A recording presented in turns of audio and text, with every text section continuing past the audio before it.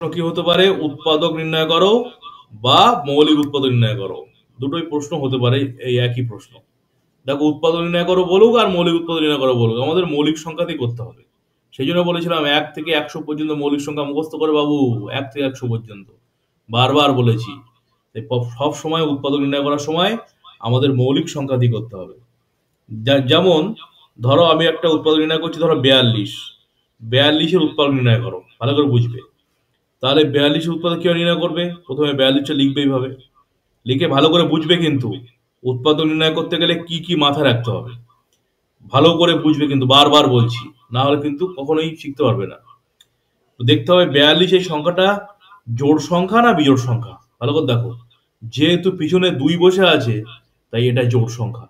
মনে রাখবে, কোনো সংখ্যার পিছনে যদি শূন্য থাকে, না মনে লিখে নেবে, কোনো সংখ্যার পিছনে যদি শূন্য থাকে, কোনো সংখ্যার পিছনে যদি 2 থাকে, কোনো সংখ্যার পিছনে যদি 4 থাকে, কোনো সংখ্যার পিছনে যদি 6 থাকে, কোনো সংখ্যার পিছনে যদি 8 থাকে, তাহলে এই সংখ্যাগুলো হলো জোড় সংখ্যা হয়।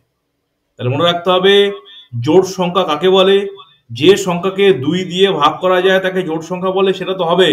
তাছাড়াও কোনো সংখ্যার শেষে যদি শূন্য থাকে, কোনো সংখ্যার শেষে যদি 2 থাকে, কোনো সংখ্যার শেষে যদি 4 থাকে, কোনো সংখ্যার শেষে যদি 6 থাকে, কোনো সংখ্যার শেষে যদি 8 থাকে, তাহলে তাকে জোড় সংখ্যা বলে। আর জোড় সংখ্যা হলেই সেটা 2 দিয়ে ভাগ যাবে। পরীক্ষা আসতে পারে জোড় সংখ্যাকে বলে, আমি কিন্তু সংখ্যা বলে দিলাম, খাতা লিখে নিতে হবে। তাহলে 2 দিয়ে ভাগ যাচ্ছে, দেখো। তাহলে দেখো, 4 কে 2 দিয়ে ভাগ করলে কত হয়? 2। 2 কে 2 দিয়ে ভাগ করলে কত হয়? 1। 21 হয়ে গেল। তাহলে দেখো, আমি বলেছি না, উৎপাদক সবসময় মৌলিক উৎপাদক বা উৎপাদক সবসময় মৌলিক সংখ্যাতে ভাঙতে হবে।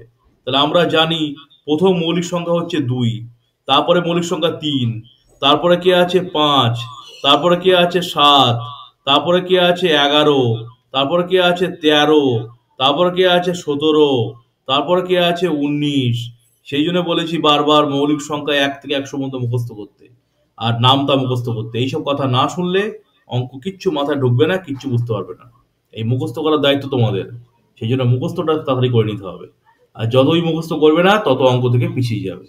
তোমাকে ভালো করে জানতে হবে, কি কি জানতে হবে অঙ্ক শিখতে গেলে? তোমাকে জানতে হবে মৌলিক সংখ্যা, জানতে হবে 1 থেকে 100 পর্যন্ত। আর কি জানতে হবে? নামটা মুখস্থ করতে হবে 1 থেকে 25 পর্যন্ত। বর্গের নামটা মুখস্থ করতে হবে। এইগুলো তোমাকে মুখস্থ করতেই হবে। যদি মনে করো আমি অঙ্ক শিখবো, লেখাপড়া শিখবো, আর যদি মনে করো আমি শিখবো না, অঙ্ক শিখবো না, লেখাপড়া শিখবো না, সারা জীবন একই করতে থাকবো, তাহলে মুখস্থ করার দরকার নেই। তাহলে দেখো, এই যে 2 দিয়ে করলাম ভাগ করে, কত হলো? 21। এবার দেখতেই পাচ্ছি 21-এর 1, ভালো করে দেখো, 21-এর 1 থাকার জন্য বিজোড় সংখ্যা। আমি বললাম যে শূন্য থাকলে, 2 থাকলে, 4 থাকলে, 6 থাকলে, 8 থাকলে জোড় সংখ্যা, আর না হলে বিজোড়। এ দেখো, 1 আছে, 21 বিজোড় সংখ্যা, তার মানে এটা 2 দিয়ে ভাগ যাবে না। তাহলে 2 দিয়ে ভাগ গেল না।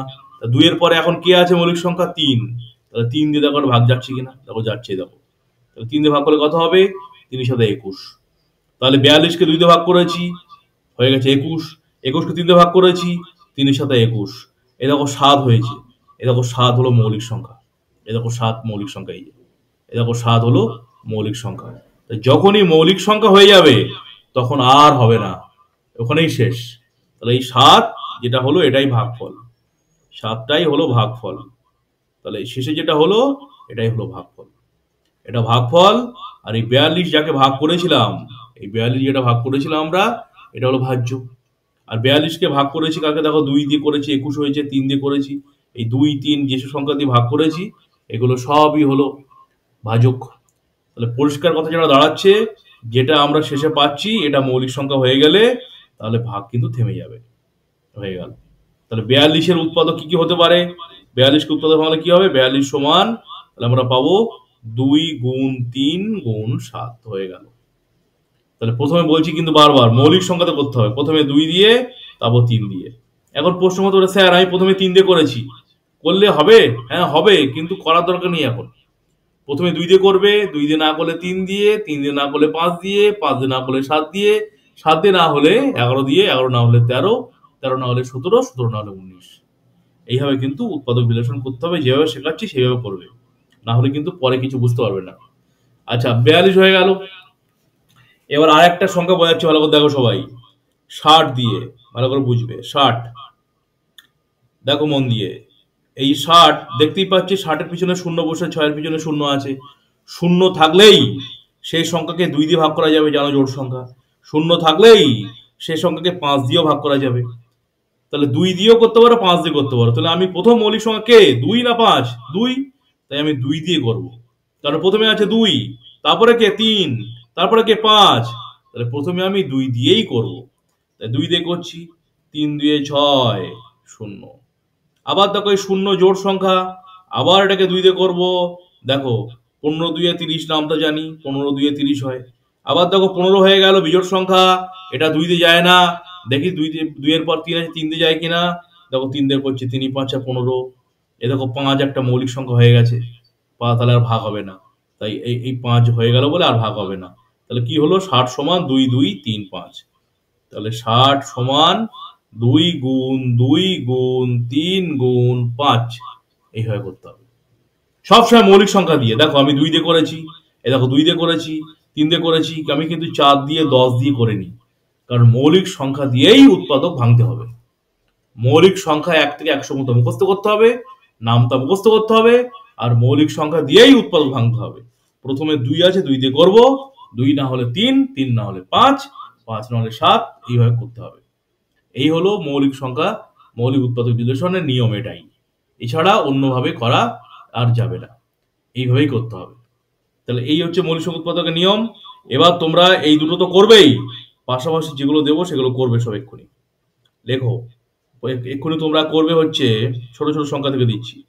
20 করবে, 35 করবে, 60 করবে নিজের, আবার 75 করবে উৎপাদক বিশ্লেষণ একইভাবে, 90 করবে, 42 করবে, 32 করবে, 85 করবে, আর করবে 100। তাহলে এইগুলো কিন্তু উৎপাদক বা মৌলিক উৎপাদক নির্ণয় করো। প্রশ্ন লেখো, মৌলিক উৎপাদক নির্ণয় করো। মৌলিক উৎপাদক নির্ণয় করো, মৌলিক উৎপাদক নির্ণয়। তাহলে এই হলো মৌলিক উৎপাদক নির্ণয়। নিজেরা করবে, প্রত্যেকটা প্রশ্ন উত্তর নিজেরা করবে, করো।